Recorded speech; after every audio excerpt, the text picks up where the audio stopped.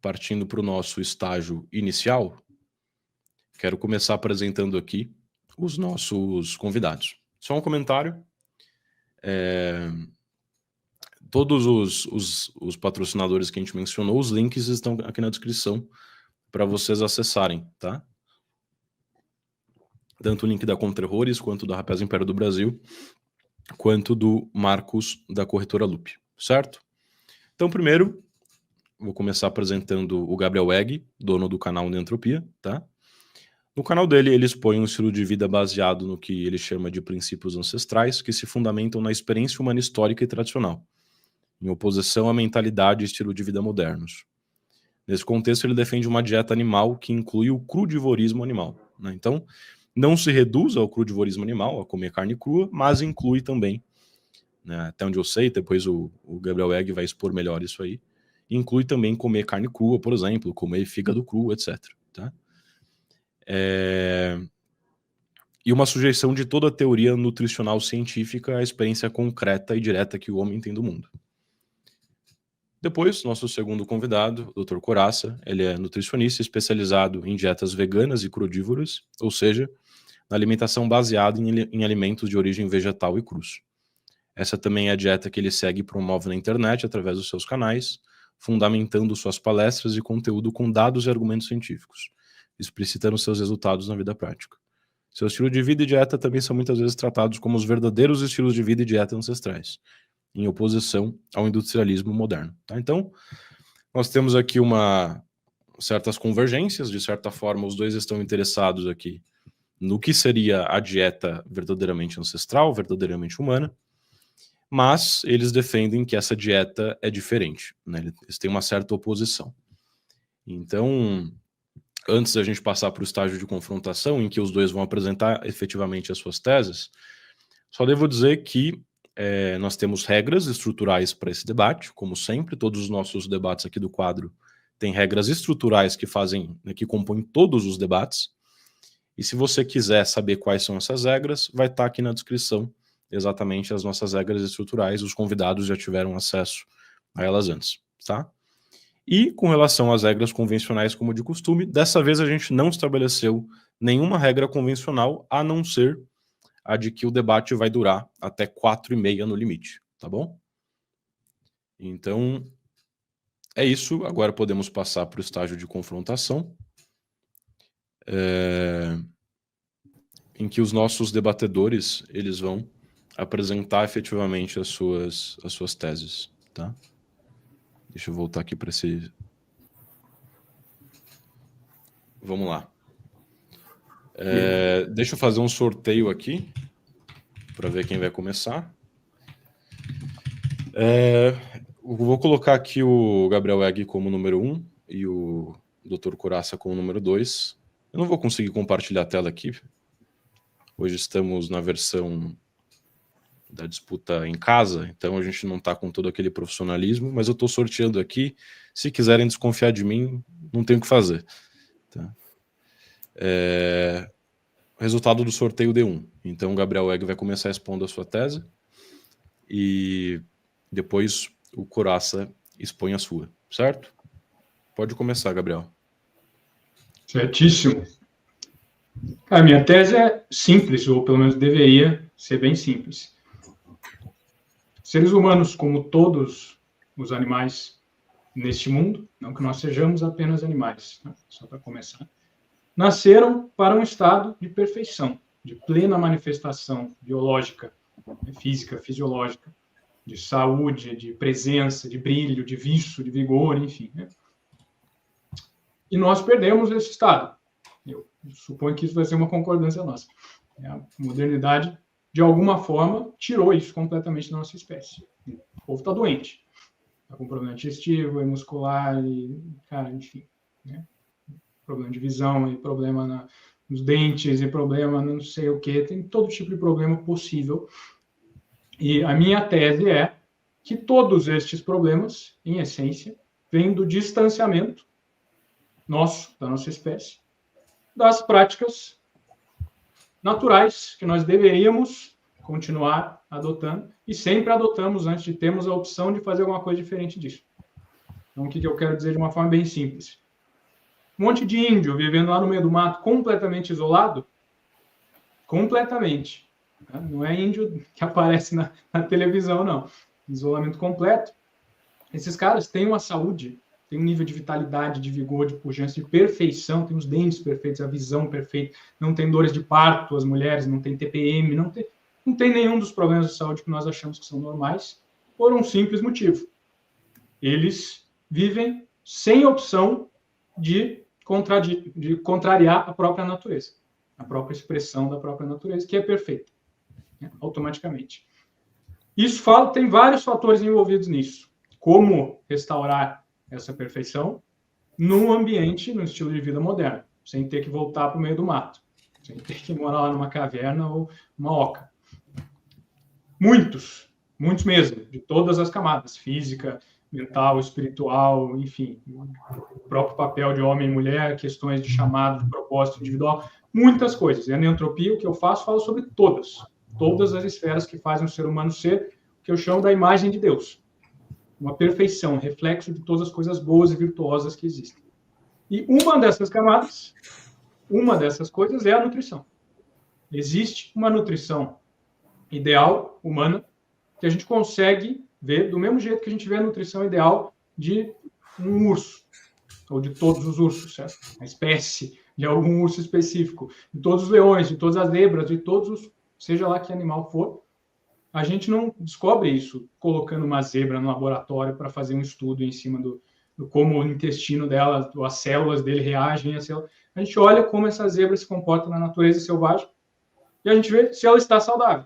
E a gente olha para mais 200 que estão perfeitamente saudáveis, a gente vê como ela se comporta e pronto. A gente sabe qual é a dieta natural e uma série de outros comportamentos naturais de zebras. Então, o que eu defendo, agora fechando, né, essa caixa de Pandora aqui em uma afirmação final, a gente deve fazer o mesmo para descobrir qual é a dieta ideal humana, além de todos os outros comportamentos ideais humanos. Olhar para seres humanos em um estado de saúde pleno, altíssimo, infinitamente superior a tudo que a gente vê ao nosso redor na modernidade, no meio do mato, simplesmente vivendo 100% da natureza, sem nenhum tipo de modernidade ou nada que vem de sociedade industrial. E quando nós fazemos isso, tem um trabalho específico, eu vou falar muito sobre ele, que fez isso exaustivamente, eu acredito que é o único, até hoje, que foi realmente estruturado e organizado. A gente vê que todos os casos onde seres humanos vivendo 100% da natureza manifestam saúde extrema, a mais alta vitalidade possível, estes seres humanos comem uma dieta primariamente baseada em produtos de origem animal, especialmente gordura animal, em primeiríssimo lugar, mas órgãos e vísceras em geral, ossos na forma de brodos e caldos, cara, leite e derivados no geral, cara, óleos, pele, o que der para comer de produtos de origem animal, todos os humanos que vivem 100% da natureza e têm uma saúde incrível, comem. Não somente. Eles também comem vegetais. Tá? Não, eu não prego que é o carnivorismo puro, mas eu prego sim o carnivorismo prioritário, ou melhor, né? A alimentação animal primária prioritária. É isso.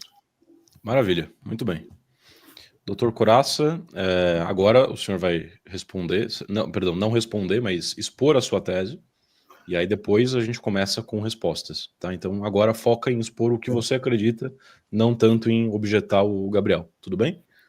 Peço desculpas, minha câmera tinha desligado, eu estou usando 4K, qualquer coisa eu vou para a webcam do computador.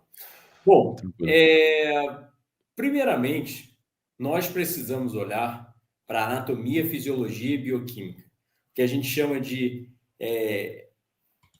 anatomia comparada, porque desde Galeno eles já começaram a utilizar isso para separar animais de acordo com a sua classe dietética. Ou seja, sua câmera está caindo, Coração. Isso, perfeito. Ou seja, literalmente, a anatomia, a fisiologia e a bioquímica do animal o permite a comer na natureza o que ele é feito para comer. Eu concordo, a gente tem muito mais similaridades do que falta delas, né? Ou seja, a gente pensa de forma muito similar, só com leves alterações na perspectiva prática da dieta, né? Porque, sim, o distanciamento da natureza e a falta de um estilo de vida saudável, porque eu não só prego dieta, eu prego um estilo de vida saudável que a gente teve por milhões de anos. Sol, sono, atividade física, interação com a natureza. A gente sabe que até mesmo andar numa floresta reduz glicemia, auxilia a atividade anticancerígena, entre vários outros fatores. Eu não vou entrar em mecanismos biológicos sobre cada coisa, mas eu defendo sempre um estilo de vida saudável, até porque também sou famoso por ter feito... Sou o cara que já fez jejuns mais longos no Brasil, etc. Já jejuei para 40 dias à base de água. Então, eu sou polêmico não só por ser crudívoro há quase 20 anos, mas também por ter feito jejuns longos. E eu acredito que tudo isso é o que resulta em saúde, não só a parte dietética. Mas dentro da parte dietética, sim, eu acredito que seres humanos são frugívoros, seres feitos primariamente para o consumo de frutas e vegetais, como todo outro primata antropóide. Ou seja, como eu estava falando, anatomia e fisiologia, forma determina função. Então, se é um pássaro, tem asas, é feito para voar. Se é um macaco, tem capacidade de enxergar no espectro de todas as cores, é para distinguir uma fruta verde de uma madura. Animais carnívoros não precisam ter o espectro de todas as cores, então eles só enxergam preto e branco. Animais frugívoros, por exemplo, têm 2 pernas e 2 braços e polegares opostos, né? Todo animal que é feito para comer carne, ele anda em 4 patas. Ele possui rabo, garras, uma mandíbula protuberante que impõe até 2 toneladas. Um jaguar, por exemplo, chega a 120 quilômetros, enquanto os seres humanos são extremamente similares aos primatas antropóides, ou seja, aos macacos grandes, por isso o nome. Antropóide é similar ao homem. Então a gente olha para, desde Galeno falava que o primata é como o homem, vísceras, nervos, veias e ossos. Eu separei alguns slides para a gente passar através, né? Mas, sim, essa é a minha tese, que não é, na verdade, a minha tese, é uma junção de dados científicos, biológicos, de vários tipos de ciências, por um corpo de ciências chamado de Natural Hygiene, a ciência da saúde, como a gente chama no inglês. Ou seja, são médicos americanos que foram percebendo as nuances científicas e juntando todo o conhecimento para passar à frente e aplicar isso na vida das pessoas para elas serem mais saudáveis. Então, assim, na natureza, por ferramentas anatômicas, bioquímicas, fisiológicas, cada tipo de espécie se enquadra em um tipo de dieta. Tem os carnívoros, tem os herbívoros, tem os nectarívoros, tem os insetívoros, tem os onívoros, né? E, obviamente, tem os animais frugívoros, ou seja, todo animal que se parece com um primata, com um chimpanzé, come primariamente fruta e vegetal. E eu até entro nesse mérito. Por exemplo, o chimpanzé, ele come carne crua, ele come ovo cru, mas a quantidade, a proporção da dieta é sempre muito mais virada para a proteína, para os alimentos de origem vegetal, do que para os alimentos de origem animal. Tá? Então, essa que é a minha proposta. Eu acredito que nós, ao longo da evolução, fomos animais frugívoros, comendo primariamente frutas e vegetais. E, obviamente, a última era glacial levou a seres humanos começarem... Isso é um dado científico, né? A gente chama de glaciação Urno. Ela congelou o globo, ocasionou a falta de frutos e vegetais, que são alimentos que precisam de temperatura mais tropical, e seres humanos, por questões de sobrevivência, aprenderam a cozinhar e, obviamente, começaram a comer carne. Temos desde dados mitológicos, da mitologia grega, por exemplo, falando de Prometeus, o Titã do Fogo, até dados históricos, antropológicos, paleoantropológicos, etc., para mostrar esse conceito. Mas basicamente é isso. Eu defendo uma dieta crua, predominante composta por frutas e vegetais. Tá, só deixando claro, primeiramente, talvez os senhores não sejam tão acostumados com o modelo de debate que acontece aqui, mas a ideia é ter uma mediação bastante ativa. Então eu quero forçar mesmo vocês a se confrontarem, né, para ninguém ficar, digamos, cada um numa órbita, e vocês poderem efetivamente dialogar e realmente conflitar suas ideias para poder chegar, se possível, numa conclusão que soluciona. Então, como nós estamos aqui no estágio de confrontação, só queria que que o Coraça esclarecesse uma coisa, até para o Gabriel ter clareza na hora de responder. A sua dieta é predominantemente vegetal ou somente vegetal? Você permite, por exemplo, consumir produtos de origem animal ou zero? Isso é uma excelente pergunta, na verdade. Eu deixo isso bem claro na internet, que sim, eu acredito em uma dieta vegana por questões ambientais e éticas, e até mesmo por questões nutricionais ainda não elucidadas. Mas eu como vegano, tenho meus questionamentos em relação a isso. Porque, sim, eu vejo veganos que ficam com problemas de saúde. Eu vejo veganos que têm, por exemplo, a B12 é uma questão clara, não é o calcanhar de Aquiles do vegetarianismo, do veganismo. Então, eu não excluo a possibilidade, e até mesmo como eu faço cardápios constantemente para os meus pacientes, os pacientes que não querem ser veganos, eu incluo proteína animal, e os pacientes que querem ser veganos, eu deixo bem claro que sim, ao longo prazo, eles podem sofrer de deficiências nutricionais, como a B12 e alguns outros nutrientes que ficam baixos. Tá? Eu não sou radical que vou contra a ciência, porque a ciência mostra o quê? O que a gente sabe de mais avançado, só entrar nisso, é as zonas azuis. Elas comem 4% de proteína animal no total calórico. Ou seja, é um peixinho a cada 4, 5 dias que eles comem. Bem pouco, né? O quinal, etc., um ovo, mas eles têm um consumo de proteína animal, tá? Então, assim, minha perspectiva sobre o quase vegan ou vegan é aberta de acordo com a pessoa e de acordo também com os dados científicos ainda vigentes, porque eu acredito que o ideal para todos nós, por questões ambientais, por várias questões, e até mesmo por proteção de animais que não querem morrer, seria o veganismo. Mas eu reconheço a questão nutricional, que a gente ainda não entende tão bem, e sim, precisa de uma suplementação que eu mesmo questiono se é natural ou não. Ou melhor, não, com certeza não é natural suplementar B12. Né? Isso é sem sombra de dúvida nenhuma. Tá? Deixar isso bem claro. Então, assim, eu não excluo a questão da proteína animal, realmente, porque também você vê vegano por aí que não se preocupa com nada, envelhece mais visivelmente. Então, assim, tem os dois nuances da moeda, porque aí também o pessoal vai muito para o carnivorismo e esquece todos os detalhes que realmente quem vive em dietas carnívoras tem uma expectativa de vida menor, de acordo com a ciência, de acordo com os dados epidemiológicos, entende? Então,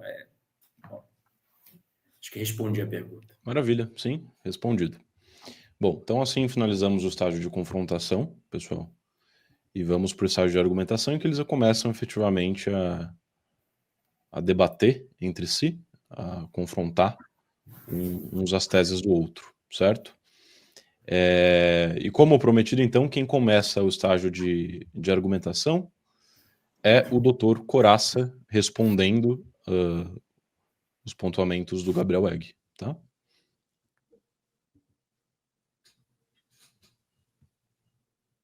Pode começar. Não é melhor ser o contrário, não?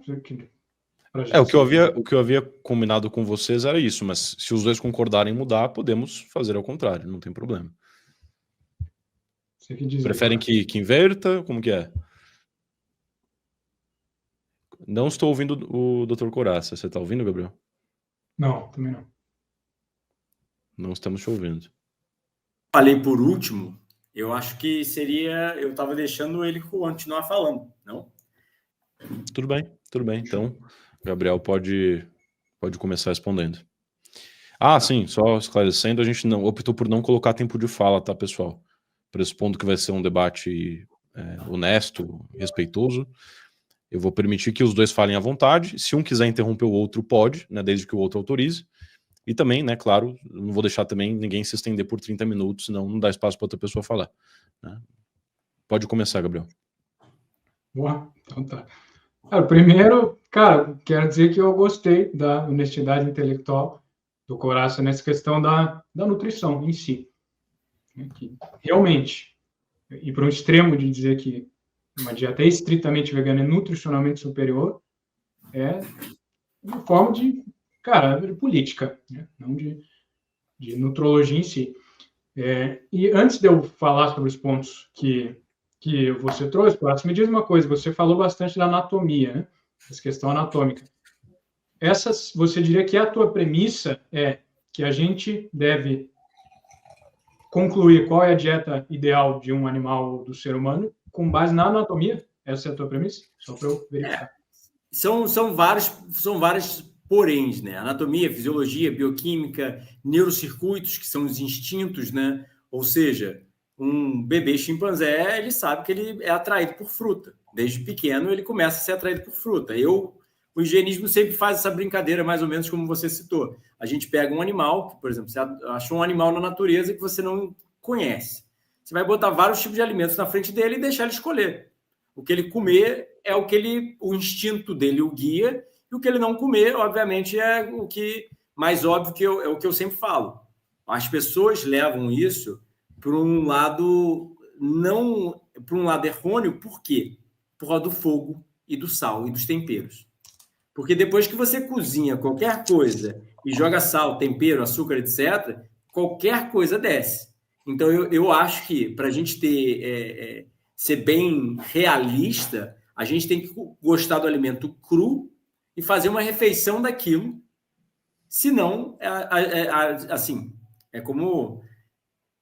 Eu adoro uma citação de um dos meus mentores. Ele fala assim, eu adoro feijão. Aí ele, mas como que você come? Eu jogo na panela, um pouco de alho, um pouco de cebola, um pouco de sal, um pouco de azeite, cozinho por meia hora. Aí eu adoro...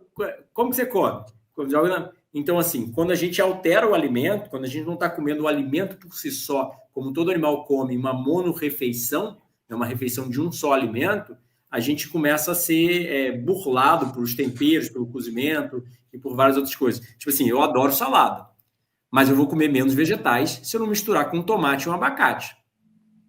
Entende? Sempre que a gente mistura, até mesmo dentro da minha dieta, dentro de qualquer dieta, quando você mistura, você não sabe o que você está provando, né? Um acaba melhorando o gosto do outro. Né? Tá, mas então, se eu entendi bem, eu quero entender porque meu objetivo é chegar na verdade mesmo. Eu não tenho interesse em ficar de clubismo, não. Você está dizendo, então, que quando a gente olha para animais irracionais, vamos colocar assim, a gente vê comportamentos muito simples, nutricionalmente falando. Tipo, o animal vai comer o que está disponível e, via de regra, vai comer uma coisa só, de cada vez. Então, quando a gente olha para seres humanos, isso se confunde muito, porque a gente nunca come uma coisa de cada vez, ou nunca come tudo cru ou sem tempero. É isso que você está dizendo? Exato, Tá. Exatamente isso. Perfeito. Vamos lá, então. Eu tenho uma boa resposta para isso. Que talvez possa até te ajudar, mas é o seguinte, para a gente passar pelos pontos, né? Uma das formas que eu mais gosto de facilitar a busca pela verdade é começar limpando os conflitos intelectuais ou, enfim, né, dissonâncias cognitivas no geral. A primeira sobre a anatomia em si. Uma coisa que é uma regra geral, mas não absoluta, é que, de fato, animais que têm anatomias semelhantes ou idênticas, ou, enfim, muito parecidas, eles tendem a ter alimentações idênticas ou muito parecidas também. Mas isso não é absoluto. Um dos exemplos que eu gosto muito de citar é o urso panda. O urso panda é um carnívoro, por definição, em ordem. Ele tem dentes de urso, igual todos os outros ursos. Caninos, dentes de carnívoro. Ele tem um trato digestivo de carnívoro. 100%. O formato, enfim, o comprimento, o pH estomacal dele de carnívoro, tudo. Ele é um urso. 100%. Mas ele não é carnívoro. Ele é herbívoro. Por algum motivo muito louco, sei lá, que Deus quis confundir os sábios, existe um urso que é 100% urso mesmo, mas ao invés de comer carne, ele come bambu, folha, enfim. Ele é herbívoro.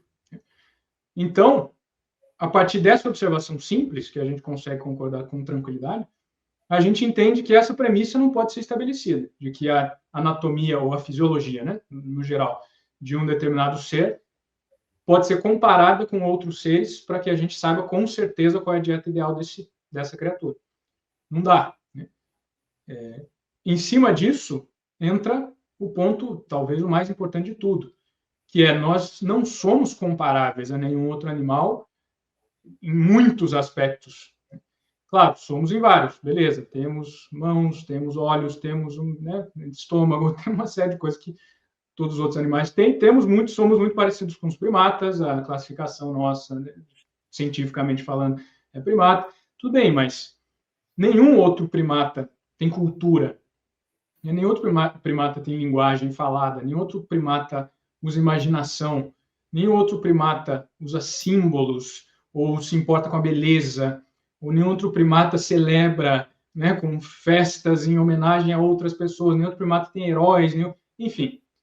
Toda essa camada, digamos, transcendental humana deixa claro que, mesmo que a gente pudesse dizer que a anatomia define nutrição, que não é o caso, né? Como eu dei o exemplo do urso panda, ele em si, sozinho, desmonta essa possibilidade, ainda assim, a gente teria que entender que, no caso do ser humano, muita coisa é muito diferente. Tem uma série de camadas nossas que não tem nenhuma relevância na vida de outros animais, porque nem é possível, né, que eles experimentem essas camadas. Então, diante disso, a gente consegue primeiro, que para mim é a parte mais simples e talvez a mais importante, entender que a anatomia vai ser um fator muito perigoso para a gente determinar, e inclusive é um fator que muito carnívoro usa, né? Você mesmo, Coraça, deve saber disso. Mas o ser humano tem canino, então todo carnívoro tem canino, a gente tem que comer só carne, que eu discordo, inclusive, né? O pH estomacal nosso é equivalente ao pH estomacal de carnívoros. O sei lá o que, a gente não tem rumen, a gente não tem seco, com C, né? No intestino, no nosso intestino, como herbívoros não ruminantes têm. Então, a gente deve ser carnívoro? Não, porque a gente é outra coisa. Uma coisa completamente diferente. E aí a gente entra, então, no como. Qual é uma forma boa da gente chegar numa resposta ideal sobre a nutrição humana? E aí vai para a parte que eu quero fazer uma reafirmação, que eu já falei, depois perguntar para você como você vê isso. Que é, a gente pode usar a ciência moderna, né, mas ciência, não só a moderna, ciência como um todo, é uma ferramenta para análise de uma realidade observada. Se eu não tenho nenhuma realidade para observar, ou eu tenho uma realidade muito simples, muito superficial, muito bagunçada, como é o caso da nossa realidade industrial e moderna, a ciência é muito pouco eficaz, ela não tem muito onde enraizar. Junta-se a isso o conflito de interesses, né? Quem está pagando pelo estudo, o próprio processamento de dados, cara, é um estudo observacional, ensaio clínico randomizado, mesmo sendo, cara, qual é a definição do que está sendo afirmado ali? Cara, se quem consome carne tem efeito X, quem consome vegetais tem efeito Y, mas o que é carne?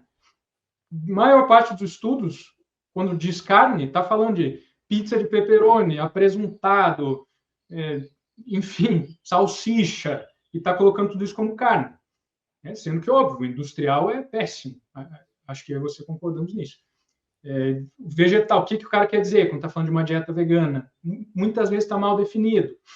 A correlação ou a causalidade, enfim, podemos falar sobre isso em detalhes depois, mas estudos da ciência moderna que são feitos sobre observações superficiais em uma espécie já completamente bagunçada e confusa em relação a qual é a sua própria natureza, que é a nossa, eles são muito fracos, né? A gente não pode se basear diretamente neles. Então, daí volto à premissa inicial que eu coloquei lá atrás, né? A forma ideal, perfeita, da gente descobrir qual de fato é a melhor dieta para seres humanos é a gente ver quais tribos, povos, enfim, né, conjuntos de pessoas, antropologicamente falando, não tanto historicamente, porque historicamente a gente vai ouvir relatos e ler livros, ou, enfim, antropologicamente no sentido de ir lá e ver o que os caras estão fazendo, conhecer, né, ser uma imersão na cultura de um povo específico. Então, quais povos, antropologicamente falando, têm uma saúde incrível, tem a melhor saúde possível? encontrando esses povos, claro, tem que ser mais de um, tem que ser povos variados, de diferentes etnias, em lugares diferentes do globo, claro, para ter relevância, né, na conclusão que a gente tira. Mas se a gente consegue fazer isso, em vários lugares do mundo tem vários povos muito diferentes, com saúde incrível, a saúde dos caras mais saudáveis que a gente vê aqui na modernidade, o que a gente tem que fazer é descobrir o que esses caras estão fazendo. Até aqui faz sentido isso? Só para Claro. um senhor. Fechou. Então, faz certo, mas aí, por gentileza, Gabriel, dirige uma pergunta assim bem clara para o Coraça, para ele ter uma coisa assim para ele responder. Fechou, eu não cheguei na pergunta ainda, cara. Certo. Eu vou fazer a afirmação e depois eu vou para a pergunta. Existe um trabalho assim. Isso aconteceu. É um cara que chama Weston Price. Podemos falar mais sobre isso em si. Talvez até uma coisa te interessa. Não sei se você conhece ou não. Mas o que esse cara fez foi exatamente isso. Viu que em diferentes lugares do mundo, tribos isoladas, completamente isoladas, tinham uma saúde surreal. Eu posso mostrar fotos e tal, porque ele fez um trabalho incrível, mas surreal. Estou falando de todos os dentes da boca perfeitos, branquinhos, alinhados, siso nascendo, zero miopia, hipermetropia, astigmatismo, zero dor de parto para as mulheres, TPM, dor muscular, zero câncer, diabetes, cárie, enfim. Brilho, saúde, pujança, força, vício, energia, integridade, conexão emocional, respeito, né? No sentido de tinha uma união social, não tinha crime, não tinha... E ele foi conhecendo essas tribos isoladas e observou padrões muito claros de comportamento, como você mesmo, Coraça, falou muito bem, tem uma série de questões de estilo de vida, mas na nutrição em si, no que diz respeito ao que eles comiam, todos esses povos tinham padrões muito específicos, muito claros. Então, antes da gente falar sobre isso, se você quiser, a pergunta que eu quero te fazer é a seguinte. Nesse contexto, que eu acabei de dizer, observação antropológica de povos com saúde incrível, né? Você conhece, você traz exemplos de povos, de novo, com essa saúde altíssima, vibrante, perfeita, que se alimentavam somente de produtos de origem vegetal? Não. Ou não é muito por aí que você vai?